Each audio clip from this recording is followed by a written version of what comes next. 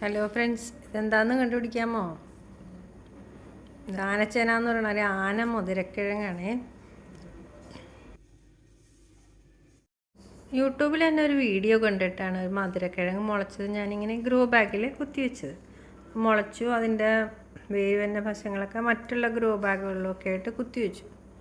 ഇത് ഉണ്ടായിട്ടുണ്ടോ എന്നുള്ളത് നമുക്ക് കൺഫേം ആയിരുന്നില്ല. പിന്നെ ഈ ചുവപ്പുള്ള കുറച്ച് പുറത്ത് കണ്ടപ്പോഴാണ് ഞാനിത് ശ്രദ്ധിച്ചത്, ഇങ്ങനെ രണ്ടെണ്ണം ഉണ്ടായി നിൽക്കണമെന്ന്. അങ്ങനെ എടുത്തപ്പോഴാണ് നല്ല വലിയ 2 മധുരക്കിഴങ്ങ്.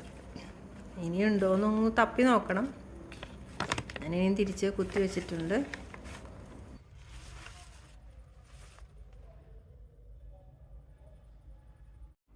ഗ്രോ ബാഗിലായതുകൊണ്ട് എലിയൊന്നും കടിച്ചില്ല.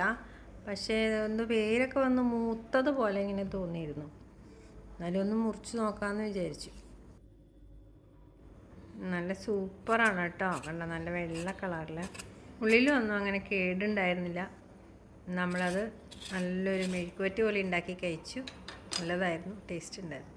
വീഡിയോ ഇഷ്ടമായെങ്കിൽ ലൈക്ക് ചെയ്യുക.